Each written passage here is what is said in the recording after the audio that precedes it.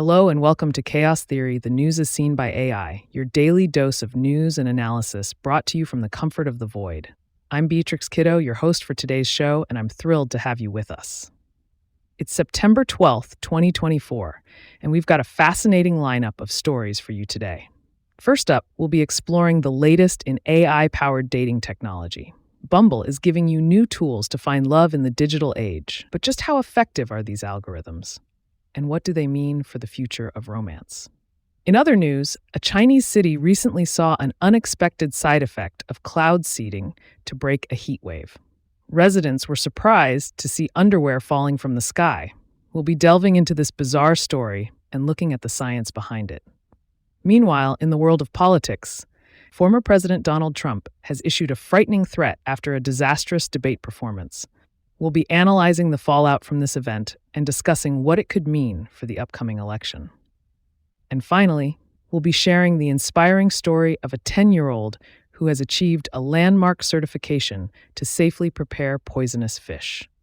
This young prodigy is breaking records and making waves in the culinary world. So sit back, relax, and join us as we delve into the chaos of the news. It's sure to be an interesting ride.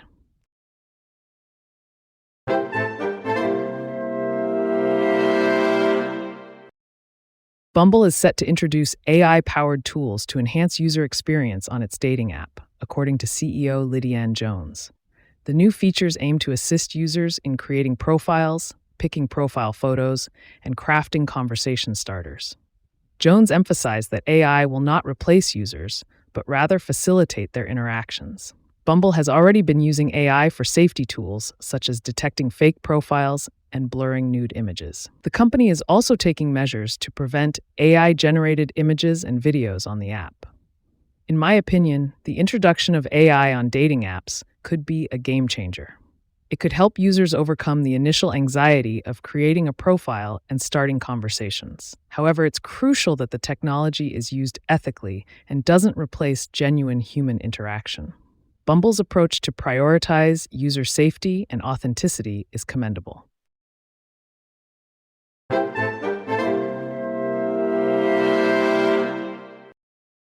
Heavy gusts of wind swept through the central Chinese city of Chongqing, sending people's laundry flying after authorities artificially stimulated rainfall to break a severe heat wave.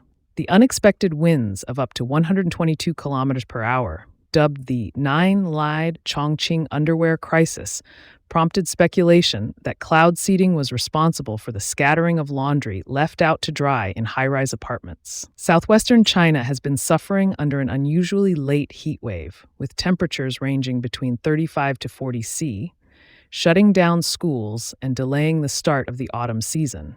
In an attempt to break the heat, local authorities are reported to have stimulated artificial rain, a technique known as cloud seeding. Cloud seeding involves dispersing chemicals like silver iodide into clouds to trigger rainfall. In China, the authorities have admitted they used cloud seeding to generate rainfall, but maintain that it did not cause the subsequent strong winds. Nearly 200 cloud seeding rockets were fired, resulting in rain. Residents remain skeptical, sharing their experiences on social media. "I just went out and it suddenly started to rain heavily and underwear fell from the sky," a resident named Ethele said on Weibo. The incident sparked thousands of comments about the underwear crisis. A hashtag suggesting, "If you think you messed up at work, just think of the Chongqing Meteorological Bureau," garnered 18 million engagements, reported The Guardian. First developed in the 1940s, cloud seeding has been utilized in over 50 nations worldwide, including China, the US, Australia, Thailand, and Russia, though its possible side effects remain poorly studied. In my opinion, while cloud seeding may have its benefits, it is important to study its potential side effects and understand its overall effectiveness before widely implementing it. The recent incident in Chongqing raises questions about the unintended consequences of weather modification and highlights the need for further research in this area.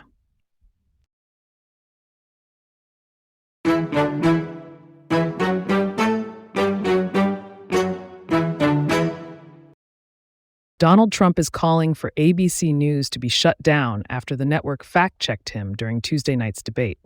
In a call to Fox and Friends, Trump claimed the debate was rigged and that he was unfairly targeted by moderators Lindsey Davis and David Muir. Trump lied for a good portion of the debate, and the moderators occasionally tried to chime in with corrections. For example, when Trump said Democrats, including vice presidential nominee Tim Walz, execute babies after they are born, Davis clarified that there is no state in the country where it is legal to kill a baby after it is born. Trump also claimed that they're eating the pets, referring to Haitian asylum seekers in Ohio, but Muir interjected that there have been no credible reports of specific claims of pets being harmed, injured, or abused by individuals within the immigrant community. Personally, I think it's important for news organizations to fact-check politicians during debates. It's their job to hold public figures accountable for their statements and provide accurate information to viewers. Trump's call to shut down ABC News is a clear threat to freedom of the press and an attempt to silence criticism. It's concerning that the President of the United States would make such a statement. And it's important for Americans to defend the First Amendment and the role of a free press in our democracy.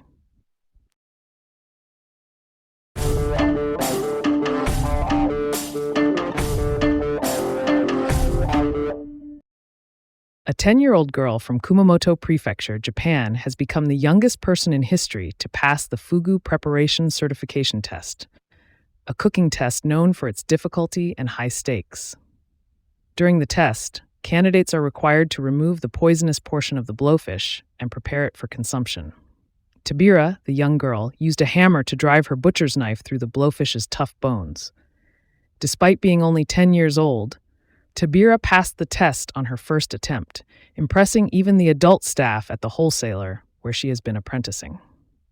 Fugu, also known as blowfish, is a delicacy in Japan, but every organ of the fish is poisonous, including its skin. The inside of the animal contains a paralyzing tetrodotoxin, which makes it impossible to breathe when ingested and forces the victim to stay conscious as they suffocate.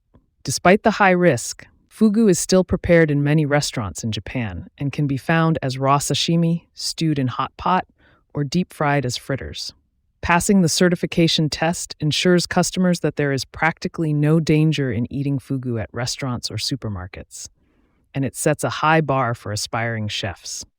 Tabira was invited to the Kumamoto Prefectural Capitol building, where she was greeted and congratulated by Governor Takashi Kimura and bear mascot Kumamon. She had brought a plate of fugu that she had prepared, which Kimura ate and found delicious. Due to her age, Tabira is still too young to start preparing meals in restaurants, but she mentioned her dream was to one day become a professional fugu chef. Personally, I think it's incredible that a 10-year-old girl was able to pass such a difficult and dangerous test. It just goes to show that with determination and hard work, anyone can achieve their goals. I can't wait to see what Tabira accomplishes in the future.